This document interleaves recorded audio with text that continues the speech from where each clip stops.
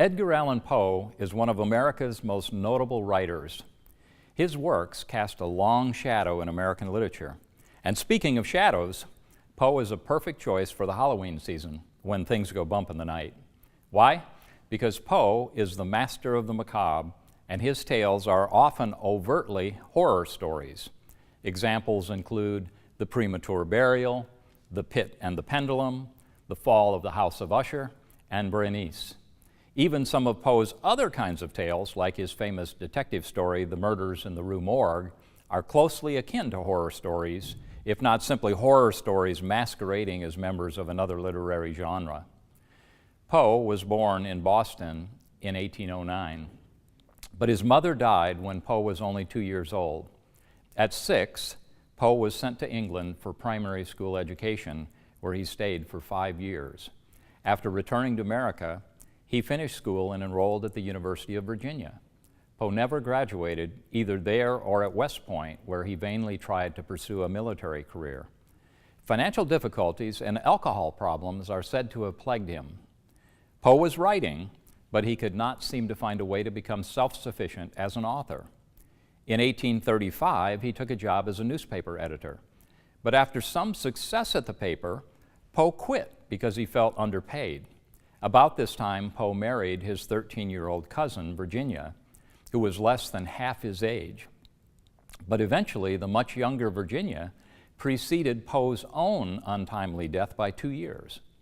At its close, Poe's life ended in fiction-worthy mystery, drifting in and out of consciousness, but never coherent enough to explain his circumstances. Poe died in a hospital in October of 1849. But he died in Baltimore when he had been headed to New York, and he had no money in his possession, though sources claimed that he had substantial cash from magazine subscriptions and an advance for an article he had agreed to write. How and why had Poe died? Had he been mugged and robbed? Why was he wearing poor-fitting, unfamiliar clothing? Were drugs or alcohol involved? In death, Poe was made an example by temperance movement advocates to decry the use of alcohol, claiming that Poe had drank himself into a premature grave. Poe's friends, however, vehemently denied that he was an alcoholic when he died. I do not intend to solve the mystery surrounding Poe's death. Modern forensic studies of Poe's hair suggest that his friends were likely telling the truth, but no indisputable cause of death has been discovered. Perhaps Poe would have appreciated the need for a story when facts and evidence and human rationality cannot sufficiently explain our world. That is what Poe's fiction does best. It brings us to the edge of reason and tempts us with the stories of the fantastic, provides supernatural explanations of our world, and depicts frightening, even horrific occurrences which might not actually be real, but very well could be real. Poe has greatly influenced American literature and indeed world literature. His stories influenced the early detective fiction writers, Sir Arthur Conan Doyle, Agatha Christie, and many others. Poe is often called the father of the detective story. He is sometimes called the father of science fiction, and even the father of the modern short story. Hyperbole aside, many writers acknowledge Poe's shadow over their own stories. The famous Southern Gothic writer Flannery O'Connor acknowledges Poe in this way. This brings me to the embarrassing subject of what I have not read and been influenced by. I hope nobody ever asks me in public, so I intend to look dark and mutter, Henry James, which will be the veriest lie. But no matter, I have not been influenced by the best people. The only good things I read when I was a child were the Greek and Roman myths, which I got out of a set of child's encyclopedia called The Book of Knowledge. The rest of what I read was slop with a capital S. The slop period was followed by the Edgar Allan Poe period, which lasted for years and consisted chiefly in a volume called The Humorous Tales of E.A. Poe, from Flannery O'Connor's letters in the book The Habit of Being. This backhanded compliment to Poe partly reflects the infamy of Poe's reputation. Created by an early hostile biographer and the shroud of dark pessimism that permeates his stories and poems. Literary critic Vernon Lewis Parrington claims that Poe was rebelling against, quote, every major interest of the New England Renaissance, the mystical, optimistic element in transcendentalism, end quote. Emerson, Thoreau, Margaret Fuller, and other American transcendentalists believed in the inherent goodness of people and of nature. Poe takes great pains to persuade his readers that human beings are divided creatures, having two parts, good and evil. Parrington also observes of Poe, quote, he made a stir in the world that has not lessened in the years since his death, but has steadily widened, end quote. Perhaps this is because the modern world, though it has come to doubt God's existence, knows for certain that evil lives. In our reading from Poe's story, The Black Cat, we get a vivid description of human duality, the duality of good and evil. The protagonist tells readers, quote, from my infancy, I was noted for the docility and humanity of my disposition. My tenderness of heart was even so conspicuous as to make me the jest of my companions, end quote. Nevertheless, the protagonist narrator confesses, quote, through the instrumentality of the fiend intemperance, I blush to confess it, experienced a radical alteration for the worse, end quote. Was it alcohol's fault? Maybe some folks have a weakness for alcohol while others can imbibe it seemingly without negative effect. If so, is the defect in the alcohol or in the person who drinks it? When Poe's story's narrator uses the term infancy, we are reminded of the theological disputes between the Arminians and Calvinists. Poe takes us all the way back to infancy rather than mere childhood with playground friends. No, from my infancy, the narrator claims, he was tranquil and gentle, born pure and innocent.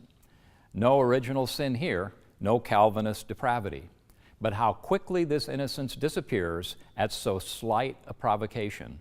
The narrator recounts, quote, the fury of a demon instantly possessed me. I knew myself no longer. My original soul seemed at once to take its flight from my body, and a more than fiendish malevolence, gin-nurtured, thrilled every fiber of my frame, end quote.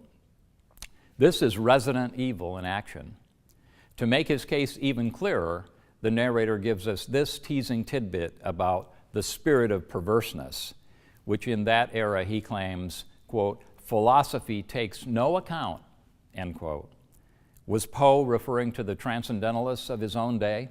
Well, the narrator continues emphatically, quote, I am not more sure that my soul lives than I am that perverseness is one of the primitive impulses of the human heart, one of the indivisible primary facilities or sentiments which give direction to the character of man, end quote.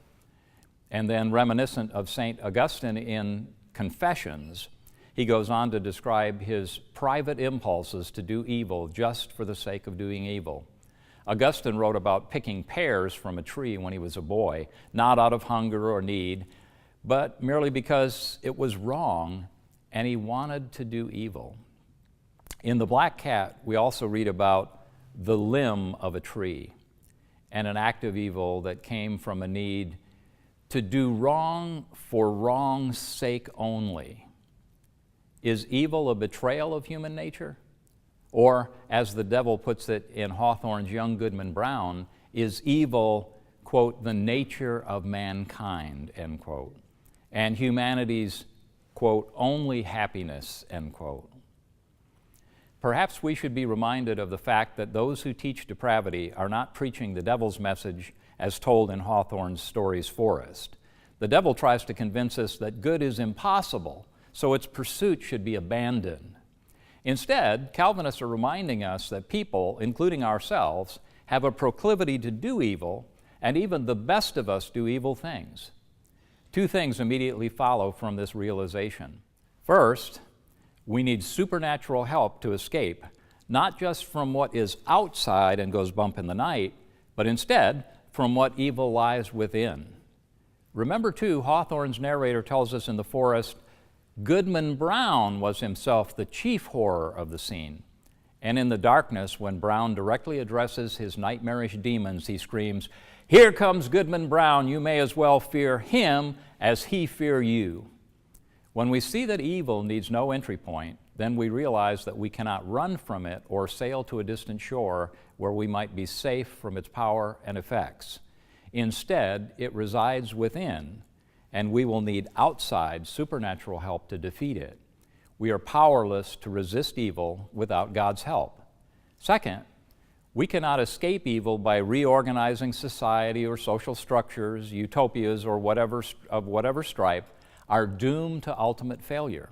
The Transcendentalists inspired Brook Farm in West Roxbury, Massachusetts, which lasted only about 6 years. It was a socialist commune built on the latest educational theories and designed to equalize everyone and eliminate the rich and poor classes.